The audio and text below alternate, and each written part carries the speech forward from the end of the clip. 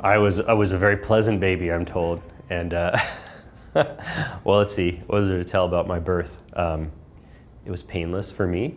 I enjoyed it. So I was born in Hawaii. I lived in California. I moved in California since I was like 2 or 3, 4, something like that. And I've been in California ever since, up and down the coast. Grew up in Sacramento, where it's ungodly hot, and I could never be there again. And then I moved down to the Bay Area to go to college. What did you go to school for? I went to San Jose State, and I originally went in with the intention of getting a degree in illustration, but I switched to get a Bachelor of Fine Arts in painting and drawing. So I sort of moved out of commercial art into fine art.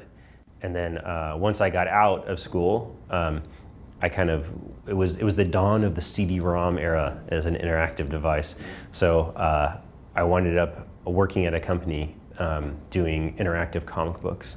So I was doing like digital coloring of comic books and some 2D animation, things like that. We were doing some stuff at the time with, I don't know if it was even ever announced, we were going to be doing some stuff with Jim Lee, I think. I'm trying to remember which exact company it was. It was through Image, but we were doing an original comic book. It didn't really work out, like a lot of things were going on at that time where it was like a 160 by 120 postage stamp size video was going to be really cool. Hi, heroes. Fasten your seatbelts, because Mighty Marvel is about to take you to a new dimension. It's the exciting, interactive dimension. It was really strange, but yeah, probably not the best idea, but I was very young. Yeah, I mean, I kind of grew up using computers. I was a big Atari guy growing up, so I had like my Atari 800 and 400 and stuff. I did programming, we call it programming at the time, at a young age. I never really combined computers and art at all until I was pretty much out of college. And those opportunities are up, and I just sort of like rekindled old interests of mine that I had never really connected. I played all sorts of games. I still do play all sorts of games. I remember, I'm trying to remember which ones would be some of the earlier ones I remember. I definitely remember playing like a really early version. I'm sure it was the first Leisure Suit Larry, when I was not old enough to play Leisure Suit Larry. I remember there's this one game that I really enjoyed called Temple of Apshai, which was a whole series of games, right? But there was another one there was 2 products. One was called Alibaba, and I think it was Alibaba and the 40 Nights. Another one was, might have been Temple of Apshai. I don't remember what it was. There was another one. I'm doing a terrible job describing this. This game was really important. It was, the name's just eluding me because of my illness right now. But what was cool about the game was it was a side view game, and these little characters, and you were reenacting Greek mythology. And so you could play different characters. You would choose a character to start with. So if you started with Heracles, because instead of Hercules, they actually used his real name, and you would start off and you'd just be in this room. These 2 snakes would be coming at you as a baby, and you'd like kill these snakes. And if they killed you, your game was over. You started a new character. But if you took them out, you'd be on the road to becoming, Hercules, and you could pick Ajax and all these other characters, but they didn't ever tell you the myths. You just sort of played the myths, and as you move from screen to screen, you'd see NPCs as like interacting with each other. It was the first game that I remember where I felt like the world had its own life. It was interacting with itself, and I would sort of like get involved with that, and it was really cool. I remember at one point there's the Greek myth of I think it's Diana who's bathing naked by the lake. I don't know why I remember that one. And when I was in there the first time, I saw a stag running through the forest around the pond, and these dogs came out, and these dogs were chasing the stag. And if you sat there and just watched, and the dogs, like, sometimes they'd kill the stag, sometimes they'd get away. And later on, I came back to that same area, and I was like exploring the lake, and Diana showed up there, and I saw her at the lake, and then she turned me into a stag. And those same dogs were like after me now. And I was like, that was just such a cool moment where like I had seen that happening beforehand. Didn't really think too much about it. Just thought it was these cool NPCs interacting with each other. And I remember that having a big impact. I guess for me, the thing I really loved about those adventure games and games like that one I was describing, just the idea of there's a world, an actual world to explore, a world that has its own identity, and that I think exploring that stuff as a kid. Even though I wasn't directly connecting it to making art, I think that's the sort of experience that I still like to help create. Yeah. Like, so did you draw a lot while you were younger? Like, was that something that was a major? Yeah, I mean, I remember my dad used to draw all these goofy comics on my lunch boxes and stuff, or my lunch bags. And he had these posters he had drawn when he was in the military. He had drawn like Spider-Man and the Hulk and Captain America. I think he drew them from looking at comic book panels, these big things, and they were really cool. And I remember those hanging up on my walls. And I remember deciding one day, I'm just going to learn to draw. And I don't think I was especially good at it, but I just kept up with it. My mom saved all these things that I did in school, I think just to torture me as I got older. I went to a Christian academy for a couple years because we kind of grew up in not the best area in the world, so I think my parents felt that they wanted to help. I wouldn't say reform me or clean up our act, but went to a Christian academy at least 1 or 2 years, and I remember that I got in trouble because we had to make Christmas cards, and my mom saved it, and I had put Jesus on skis because we got to cut out these pictures from the Bible and we were supposed to make this nice scene, and I had put him on skis going down the hill, and I think there was another one with him with the doves of peace, and I had them pooping on his shoulders, and he had a little dialogue box saying, these things are crapping on me, and I turned that in for like my Christmas card. And so my mom saved that, and I still have that fine piece of work. So I think those are some of my earliest drawings that I can remember. So I was appropriating other work, but here we are. Were you interested at all in like computer art? I mean, I read comic books. I played games. My family wasn't very cultured, so to speak. We didn't really travel. I didn't get to go see theater and none of that sort of stuff. So I don't know that I was really exposed to a lot of fine art at a young age. But I was exposed to a lot of pop culture. My dad was super into underground art from the 60s and 70s. So he had a lot of Big Daddy Roth cars and stuff like that, model kits. And he had Zap comics, which I read at way too of a young age, Furry Freak Brothers, all that stuff, Cheech Wizard. And so I remember seeing some of that strange imagery and really liking it. I liked computer games, but back, the 2600 games are so primitive. I don't really think it was about me looking at them artistically. I think it was more the experience of being in a world or a space or doing something that was more inspiring or interesting. And of course, as I got older, the games evolved. But I sort of got out of games for a while. Just as a player, when I kind of got into high school and in college, I had an Atari ST. I kind of went that way, so I did play some games on that. But I skipped the whole Sega Genesis, Nintendo, Super Nintendo era, and I didn't really get back into them until right around the time the PlayStation 1 was coming out. And I was actually working in games at that point. So I had this sort of, I have these old school games that are really inspiring, and I kind of missed this generation that a lot of people played a lot of games at, and I started again later. So I think it's a lot of computer games maybe from that era is what I remember most. So was the job doing the mixed media CD-ROM kind of applications, did that just lead into doing game work? Yeah. Yeah, I kind of did a couple of things. A lot of the tools were the same at that point. There was a lot of sort of animation and motion graphics, animation and editing and compositing. And I worked at that company. I worked at another company that did video and film production. And I was an art director there. And it was a weird company because I art directed trade shows and print media and early web stuff and film and video, as well as did production on that. And I think the thing that was interesting about it, a lot of the work was kind of corporate and boring, but the thing that was interesting about it is you got to come up with new looks or themes all the time. And so there was a lot of that going on. And it was always a new tool or a slightly different skill set you're using. So I got to use a whole lot of different things early in my career. And when I started in games, working in games full time, it would have been probably, I want to say maybe 1996, right around there, might be 1 year earlier, I think around that time. And I was at a company called Accolade, which isn't around any longer. It was right around the time that the PlayStation 1 had come out, and I was working on PC games at the time, and they were, the 3D accelerator cards were new. So everyone was switching to 3D production. And there weren't a lot of artists. I remember that time it was a big issue. There weren't a lot of tools, and a lot of the artists couldn't make that transition to 3D. And so a lot of the artists left the industry at that point. And I found picking up 3D pretty easily. So I actually spent the next big chunk of my career primarily as a 3D artist. Back in those days, the art teams were relatively small. There was no such thing as a concept artist. There probably was no such thing as a game designer for most teams back then, right? It was something other people on the team did.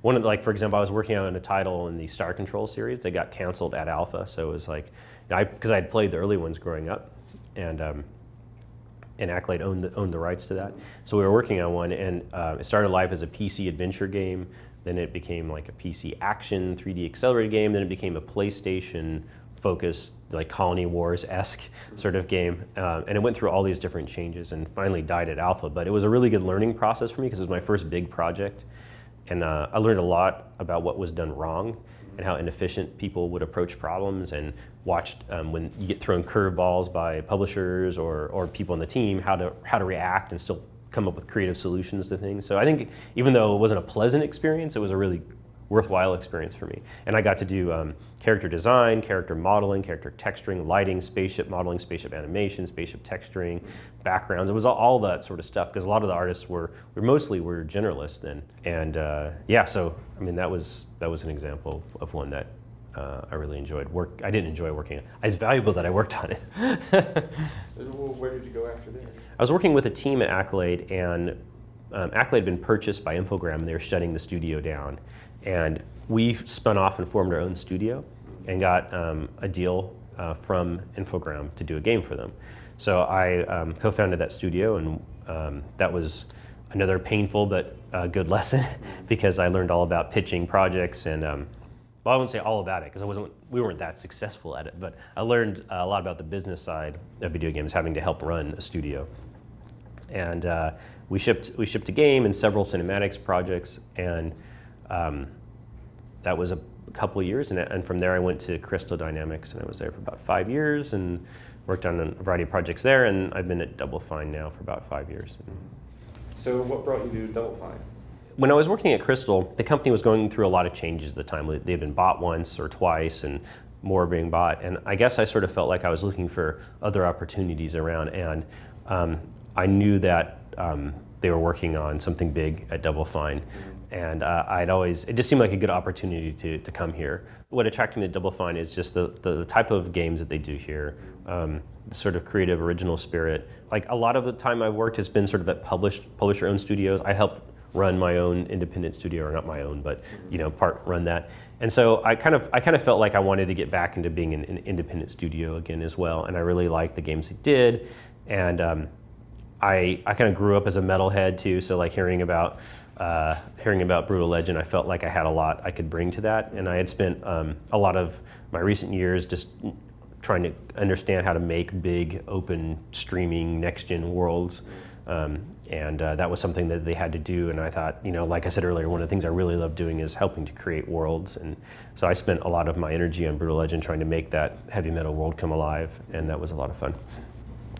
So, how did you think about bringing that world to life? What was the process? Yeah, well, and that's a tricky thing. I think the project started in a kind of unusual way for a Tim project, which was, Tim had the high-level idea, obviously, about the roadie and heavy metal world, and there was a lot of concept art that had been generated, but it was kind of all over the place, just in terms of how it was going to be strung together and put together, and part of that was because initially the game was developed as a multiplayer experience, and they weren't worrying as much about the campaign in the world. So they had a lot of these characters and units built, but not really much in the world at all.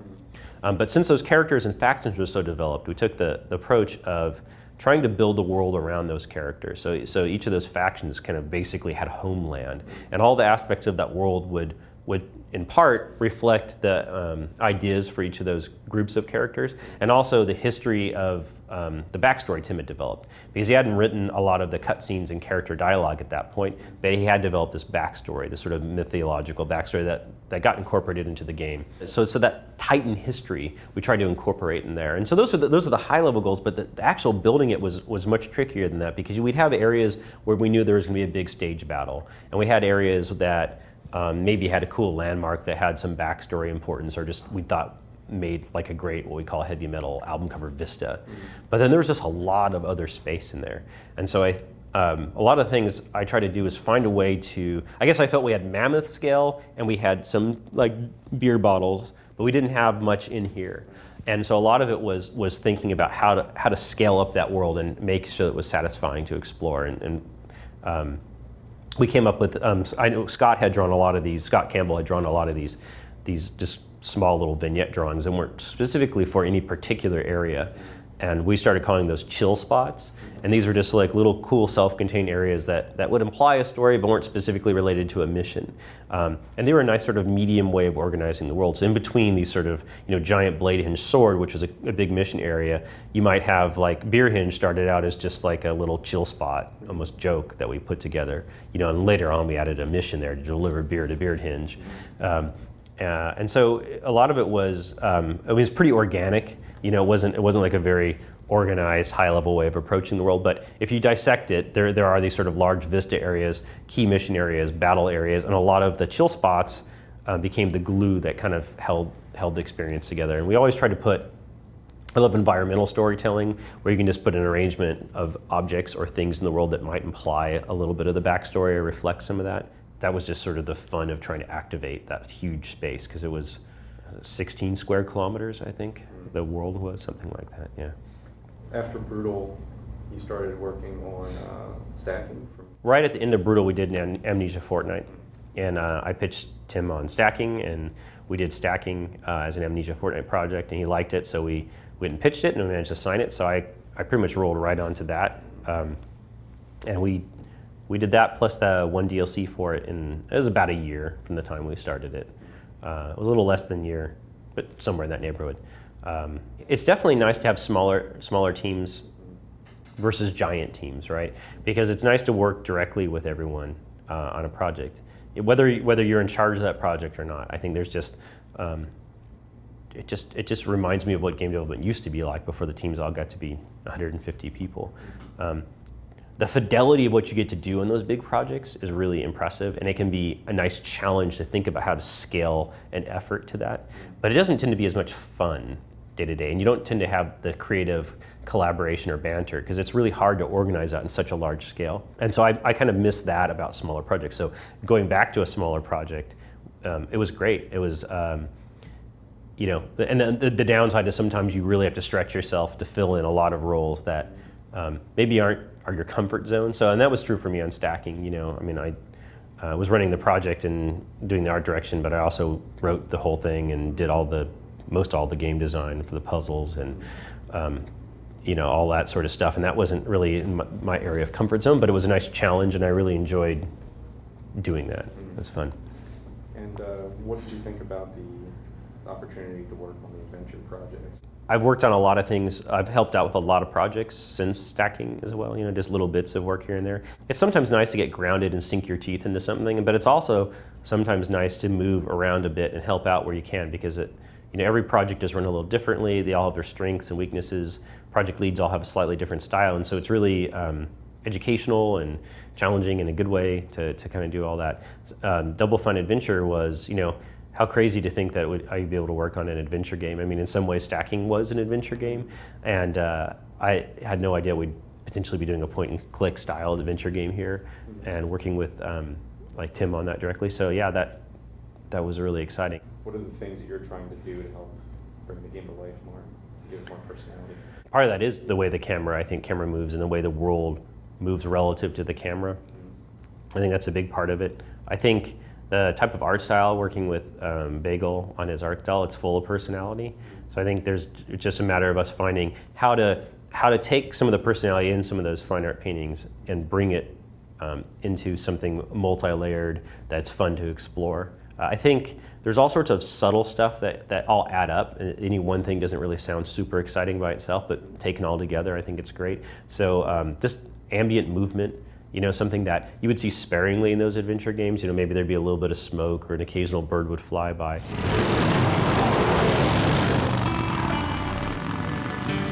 I'd love to do a lot more of that sort of stuff.